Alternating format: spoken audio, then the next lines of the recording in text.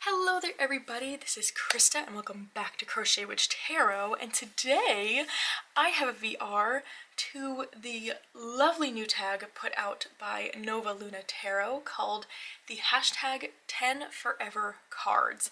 Now, the layout of this video is to pick out just really like your 10 favorite cards from any sort of deck. And I just love the idea of this. I just finished up watching the original video from Nova Luna Tarot, but also the VR put out by Tara from Cozy Core Craft, which was so fun to watch this morning too. And I definitely took a page out of Tara's book and just did not think too hard about what I pulled out here, or I could have spent hours trying to decide. So what I went with, I mean, really in all fairness, these really are probably my top 10 cards because I chose from the decks that they pretty much stay out all the time, all year round. These are really just favorite decks of mine, and they're ones that when I just looked around my room, I was like, ooh, I know exactly what card I'm picking. So, without further ado, let's get into it. I will warn, I am not good at really describing my thoughts around pictures because I feel like it's such a... Oh my gosh, my neighbor has a giant inflatable Santa. He must have just put that up. So sorry, but usually this time of year, because the leaves are all fallen, there's like a big strip of woods that separate us, and then there's people kind of facing the other way behind us. In the spring and summer you cannot see those houses, but now it's like we're suddenly very aware of each other because the leaves are gone, and they have a like at least 12-foot inflatable Santa. Wow, I love it. Anyway, what was I saying?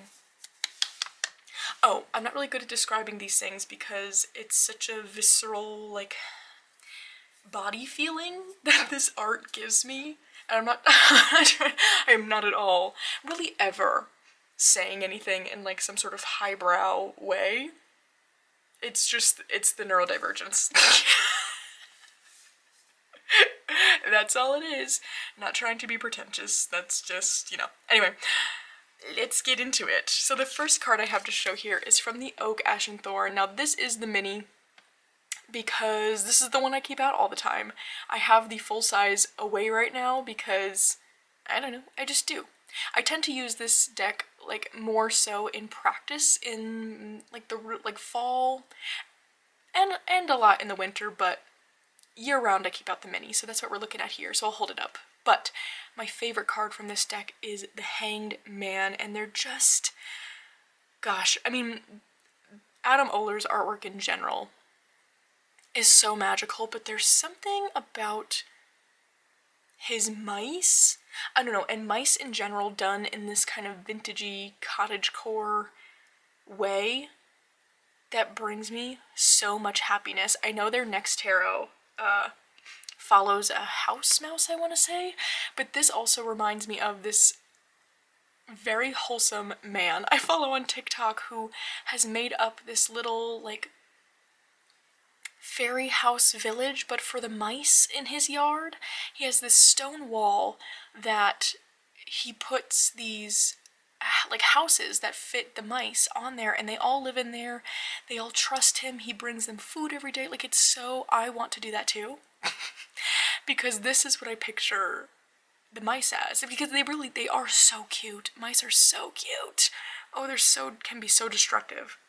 But my thought is, if I give them their own home, maybe they'll leave mine alone. And it's for their own good, because Stevie, does what cats do. And I'd like to prevent that. But I love this card so much. There's something about, too, when we think about the Hanged Man as being this like shift in perspective, it feels like there's so much to think about here, because we have this mice who obviously has gotten himself into a bit of a predicament. But I think there's a lot of ways to see this. Initially, at least how I see it, the mouse looks sad. They don't want to be caught in the rain. And they're using that dandelion as an umbrella. But then when, like, looking at it in a different way, he probably would have been drier if he just stayed underneath all of that grass. It feels to me like on second look, maybe he's lifting himself up because he wants to be in the rain. And like that feeling of when it's raining really hard and you stand outside in it on purpose, it's so magical. So I just feel like there's so many different ways to see that card, but definitely a favorite. That is the Hanged Man from Oak, Ash and Thorn. Next, we've got a card from the Tarot of the Hidden Realms, and that is the Page of Wands. And this, ooh, let's focus, come on. This is a card that comes up all the time for me, and there's something about it's the colors and the expression on this little kid's face that just brings me so much happiness. This is a card that, again, I pull it in so many readings whenever I read with this deck, and every time it comes up, it's one that I always leave out on my desk for a little while. Just because the feeling it gives me inside is so warm and fuzzy that it almost feels like whenever I pull it in a reading, it's less about necessarily the legitimate or the rote meaning of the Page of Wands and more about remembering that feeling that I can have. And so it's one that I always just like to spend extra time with, and it makes me just feel so warm and fuzzy and happy. It's this real, like, nostalgic kind of happiness, you know? I don't know, but I love it. So that is the Page of Wands from the Tarot of the Hidden Realms. Next up, a card from the Wildwood Tarot. Now this is one, I did the Walk in the Wildwood, right? Walk in the Wildwood, it's called, last year, and loved it. But this is a deck that led me to my first ventures into deity work through this card. Because I was exploring the figure of Ellen of the Ways, because she just, at the time, really interested me, still does, but like, just learning about her then really interested me. And there was this moment one day when we have deer that walk through our yard pretty often, but mostly in like the very early hours of the morning. So I don't really run into them. But there was this week or two where they kept being out and about while I was. And I got home from work one day and was going to get something in the backyard, or watering plants, I think it was. I don't know, something. But I wasn't, whatever I was doing, I was looking down and not paying attention. Circled back and looked up, and all, like, out of nowhere, it felt like there was a deer just staring at me, probably 6 feet away. And usually they run away too, I should say. The deer here, if they see me or hear me coming, they'll usually at least go a distance into the woods. But this one was like 6 feet away and just kind of watching me. And it stayed watching me for like 5 or so minutes and then just walked away. It was very strange. So I came back inside and did a reading with this deck because I had just started the Walk in the Wildwood. And this card came out, and when I read the book, it is a depiction of Ellen of the Ways. And so it just was a really cool confirmation of like, okay, I'm going in the right direction with this, and I've been working with her ever since. So I just really, and the artwork in this deck is beautiful too. So that's another factor. But it just feels like a really special card in that way. And it is really like, it's turned this deck into one that I really use to specifically work with her. So that is the Ancestor card from the Wildwood Tarot. Next, of course, we had to see one from the Northern Animal Tarot. Now this is the third edition. I don't really know how to say that. The smooth cardstock. There is one that came out that I do have in linen, and oh my gosh, the linen one I think is my favorite edition so far. I'm pretty sure that's the one that's available to get right now. Highly recommend, but I couldn't find that for a hot second. I did find it. but while I was trying to pull out these cards, I couldn't. So anyway, we've got this one. So my favorite card from the Northern Animal is another extra card, and it is the Seed card. And again, this is one that comes up constantly when I'm reading with this deck, which is all of the time. And it's been really cool too having multiple editions of this deck, because this card in particular has just really, it feels like almost like come into itself in a way, because in the first printing, the cardstock and inks didn't really like pick up the details on these darker cards super well. So it's a really dark seed card, almost like it's a little hard to tell what it is. And then with the second edition, it really brightened it up, and with this third, it feels like we've gotten these like extra colors added, and it's just gorgeous. But this seed card is really a reminder of just a lot of different, it comes up in a lot of different ways, of new growth, of needing periods of dormancy, of just also that feeling of hope in moments of stagnancy. And it just feels like a really special card, and every time it comes up, I know exactly what it's saying. It feels like me and this card have this cool special bond now. So I love this one. This is the Seed card from the Northern Animal Tarot.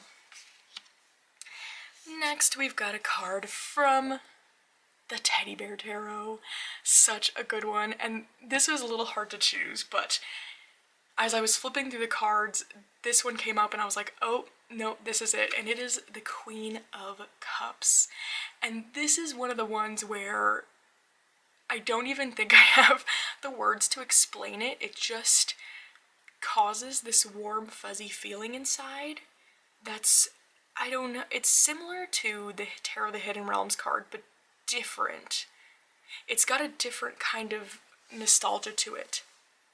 And I think what it is, okay, I think something about the colors of this deck, but also like the feeling of the cardstock, weirdly reminds me of Polly Pockets, which I loved as a kid. I had so many of those little like they're like the compacts, and I had one that was a shell, and I think this card reminds me of that, and that's why it gives me that warm, fuzzy feeling. And I'm pretty sure the Polly Pockets were like mermaids inside, or there was some aspect to that. I should try and find that, because I know you can find them on eBay.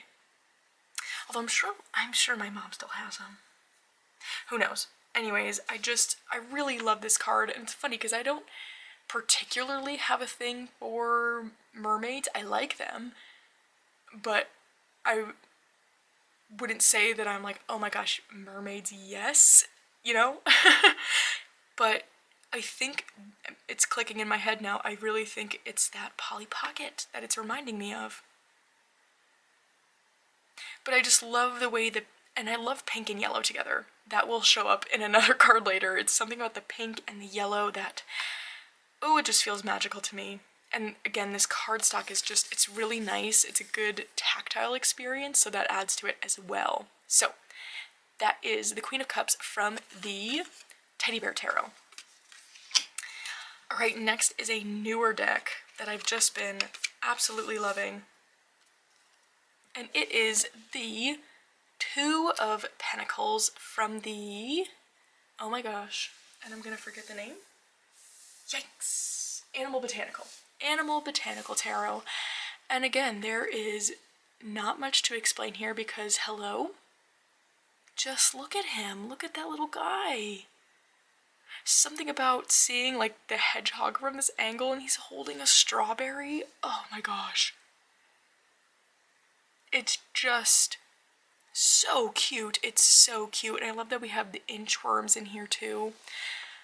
This is the card where, I mean, I love so many of the cards in this deck, but I love any deck, the Pentacles suit is just generally my favorite. So when I got to the Pentacles and this was the second card, oh my gosh, I had a whole moment about it. It's just so incredibly cute, and I love it so much because I love hedgehogs, I love strawberries. What more could I ask for? So that is the Two of Pentacles from the Animal Botanical Tarot. Alright, next we've got, of course, a card from the Victorian Fairy Tarot, and my favorite in this deck is definitely the Hermit card. I'll hold it up.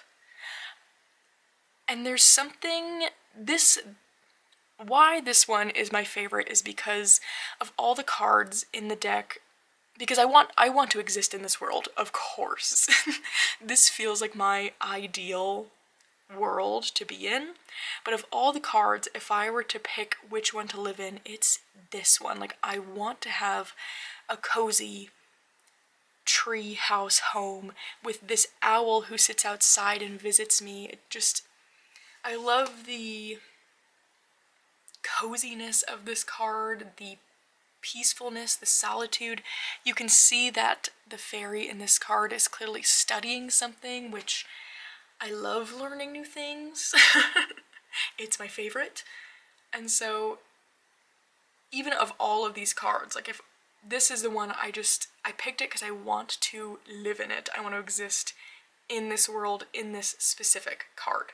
So that is the Hermit card from the Victorian Fairy Tarot. Okay, next up we've got a card from the Monst Tarot, and it is one of the extras, the Luminary. I love this card.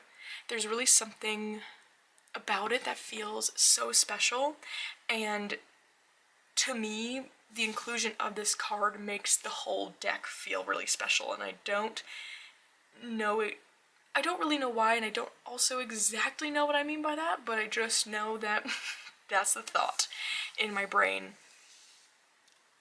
But something, I think because this deck is one that I tend to use pretty often for readings around neurodivergence, this whole idea of the luminary within that scope, I don't know, it just feels really hopeful and uplifting, and it just brings to mind all, like, it's a reminder to remember, like, the positive aspects that come with that, which is something I often need to hear, especially right now. So oh my gosh, I need to get a print of this one. I keep, like, almost getting one and then not. I need to get a print of this card because it just hits somewhere internally, you know? So that is the Luminary from the Monst Tarot. Now the last two decks here, I also followed in Tarot's footsteps and cheated because I couldn't pick one, but I kept it to two. So first up, we've got the Forest of Enchantment, of course, and my first favorite from this is the Ace of Boons, and this is a card I pull. Both of these are cards I pull a lot from this deck, but this one it just cracks me up because when you read the guidebook, it gives such a personality to this toad, and, like, the toad is offering you this ring, and it just it just makes me smile because I love the idea of, like, a toad offering me this gift to carry with me. Ooh, the camera's being wonky, apologies. But I like the sassiness of this toad, I really do, so that I just had to include it. So that is the Ace of Boons from the Forest of Enchantment, and my other card I have here is the Four of Challenges. This one comes up a lot, and I just generally think this card is so beautiful, but it's also really probably my favorite depiction of the Four of Swords out of any deck I own. I really love the imagery here of thinking of the Four of Swords as a time of rest, but to me, having this apple tree surviving in this lush green way when everything else is snowy and icy also brings up themes around the Four of Swords, around resilience, of how sometimes, or a lot of the times, rest is needed in order to be resilient in the best way possible. I just really love this card for that kind of message. So, 4 challenges from the Forest of Enchantment. All right, last but not least, we've got 2 cards here from the Adventure Time Tarot. Oh, such a favorite. So let's start out with the 6 of Wands. So here we've got the pink and yellow combo again. So a lot of this is just the coloring of this image makes my brain happy. I just really, really like it. Like, if I were to choose 2 colors to make everything in this whole world, I want it to be this light pink and the yellow at the bottom here. I just think it's so and like the green and the orange, oh, it's so good. It makes my brain so happy. But I also love, like, these characters are the ice cream sandwich knights or guards, and I love them in this card of celebration because oftentimes they don't really carry out their duties in the most effective or even successful way, but they always try their best and try their hardest, and they're always celebrating themselves for trying their best, even when they don't fully succeed. And I just think that aspect of these characters is so fantastic and is captured so well in this card, so I love it for that. And my last card to show you today is the Wheel of Fortune from the Adventure Time Tarot, and the Wheel of Fortune is not a card I usually love getting. It doesn't make that much sense to me, which is actually, I think Tara said the same thing in her video. Naturally, the camera dies on the last card. Anyway, Wheel of Fortune.